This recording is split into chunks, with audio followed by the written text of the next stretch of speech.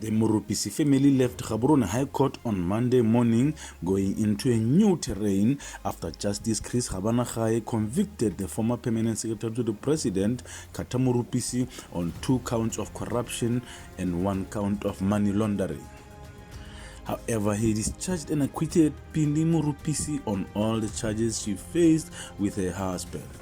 Justice Gabanagay said that the state has proved beyond reasonable doubt that Morupisi committed the offenses at a time when he was employed as permanent secretary to the President and holding the position of chairman of the Public Officers Pension Fund in 2017.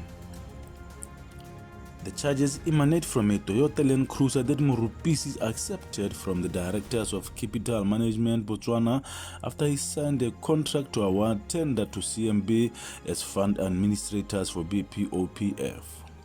The judge said Morupisi signed the contract for CMB on behalf of BPOPF at a time when there was a court order that suspended operations of the BPOPF after it emerged that not all stakeholders were fully represented in BPOPF.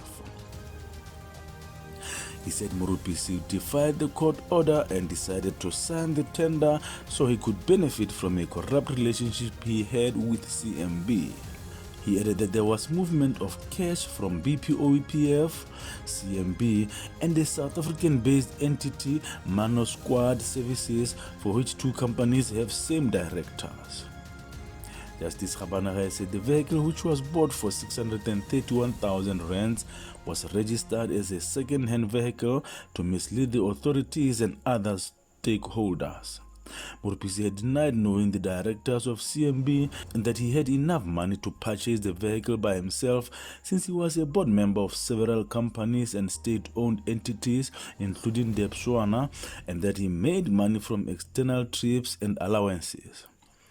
However, in discharging and acquitting Pindi Morupisi, Justice Gabanagay said there was no evidence that she knew that her husband was involved in criminal activities that produced the Land Cruiser. A company owned by Mrs. Morupisi ended up owning the Land Cruiser. Judgment was reserved for November 8th. Meanwhile, defense lawyer for Morupisi had this to say. On everything? No, that's the decision of the court. We'll go back, sit with client and decide the way forward.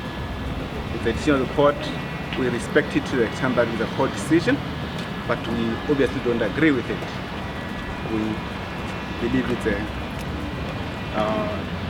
the judge erred in several respects, so we'll have to properly advise ourselves after reading the full judgment, and we'll surely take it from there. And then the decision not to mitigate on your right, or you are not going to mitigate? I don't want to comment on that. I will comment after the case has been closed. Thank you again. Okay.